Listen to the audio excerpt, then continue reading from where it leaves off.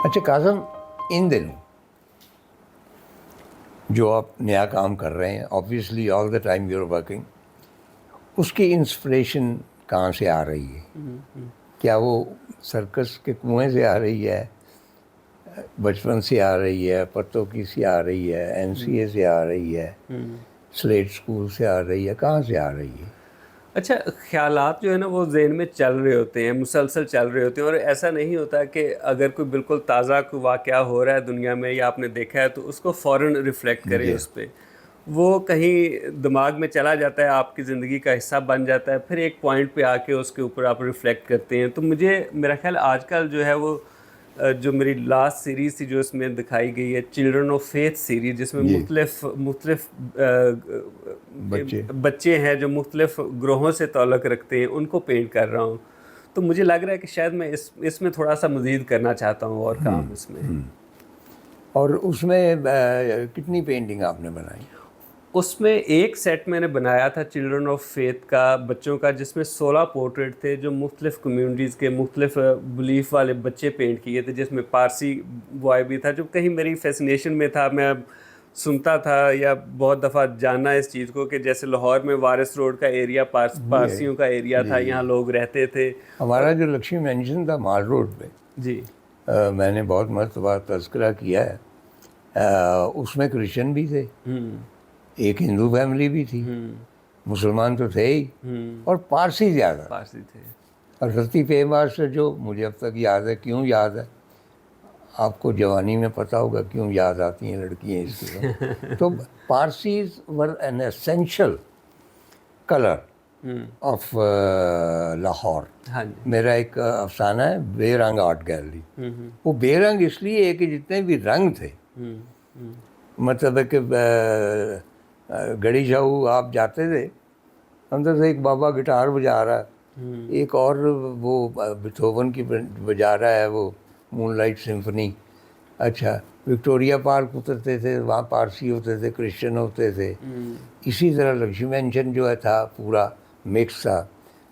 आप देखते थे क्रिश्चियन लड़कियाँ, वो लेडी साइकिल उनको कहते थे, वो चलाती जाती, मुसलमान लड़कियाँ भी चलाती।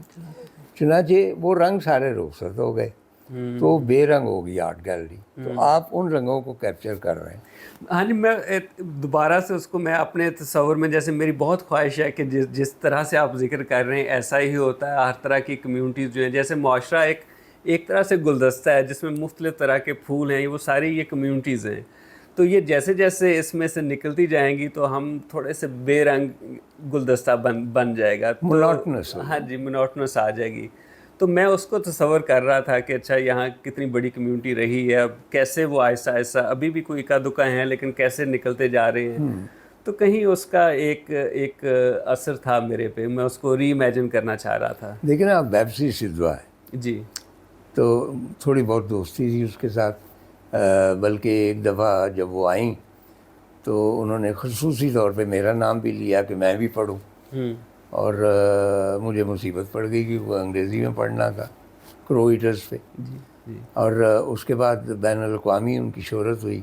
लेकिन जिसकी वजह से मैं वेबसी का तज़किरा कर रहा हूँ वो ये है कि वेयर एवर शी वेंट, हाँ she said I am a Lahoran. जी जी। उसने लाहौर के बारे में मुख्तलिफ आर्टिकल भी तरतीब दिए। हाँ जी। She was proud to be Lahore. हाँ हाँ हाँ। हम मैंने भी जब भी उनका कुछ सुना है ऑनलाइन, उनकी गुफ्तगू सुनी है, इतना मुझे भी फ़ख्र होता है कि वो हमारे लाहौर से थी, और उनको भी बहुत फ़ख्र था पाकिस्तान के पे भी, जो कायद-ए-आज़म पे जो उनकी गुफ्तगू है, जो लाहौर शहर के ऊपर, वो कमाल दिल से जुड़े हुए लोग थे यहाँ से। जिस तरह से वो आहिस्ता आहिस्ता यहाँ से गए हैं, ये एक अफसोसनाक उनको है। उखाड़ दिया गया उस दिल से, ये वाला दिल जो था ना, इससे अलग कर दिया गया। अच्छा, माहिन के बारे में गुफ्तगू हुई कि शी इज़ इक्वली टैलेंटेड माशाल्लाह। तो उसने खड्डियों का चुनाव किया, टेक्सटाइल पढ़ी ना, तो ये खड्डी आहिस्ता आहिस्ता मसरूक हो रही है।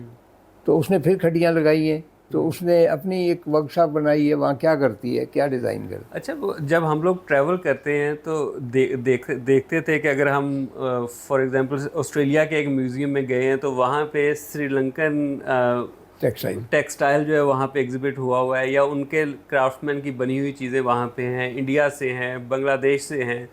तो जब यहाँ हम अपना देखते थे तो एकदम से जैसे खड्डी का काम करने वाले, जो हाथ से कपड़ा बनाने वाले वीवर, वो आहिस्ता आहिस्ता मुख्तलिफ़ चीज़ों पे, जैसे पावर लूम पे शिफ्ट हो गए, कोई मोबाइलों की शॉप पे, कोई नाई की दुकान पर, कोई फ़र्क तरह के पेशे अपनाना शुरू कर दिए।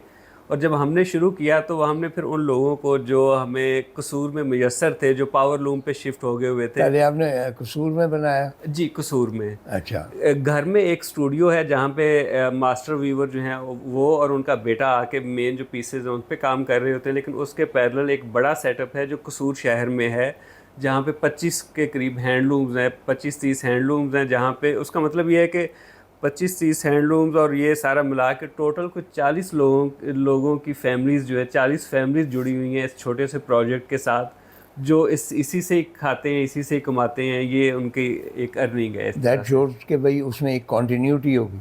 जी और माहीन खुद खड्डी पे बैठ के बुनना जानती? जी बिल्कुल, उनकी तालीम यही है, उन्होंने पढ़ा ये हुआ है, हाथ से कपड़ा बुनना, डिज़ाइन करना, सरफेस की कंस्ट्रक्शन। तो ये जब आपने बनाना होता है या बनवाना होता है तो आपको खुद वो आना ज़रूरी है, अदरवाइज। मुंतकिल तैर का एक परिंदा उन्होंने खड्डी पे बनाया था?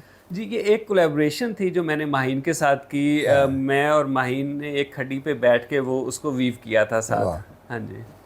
ख़वातीन हज़रात, अली काज़म के साथ वक्त बहुत तेज़ी से गुजर गया, मुख्तसर लगा, लेकिन कम अज़ कम मैं इस महफ़िल में से कुछ परिंदे हैं यहाँ पड़े हुए, उनकी चहक अपने साथ ले जा रहा हूँ। ये दिल है, इसमें टूटा हुआ दिल तो है ऑलरेडी मेरा, लेकिन एक साबित दिल जो है वो भी, हालांकि मुझे वो पेस मेकर पड़ा हुआ है, तो शायद मट्टी का दिल अब काम आ जाए। गोश्त पोस्ट का जो दिल है उसने तो इनकार कर दिया ऑलमोस्ट। और ये अली काज़म के फ़न के मोज़े होंगे। बहुत बहुत शुक्रिया।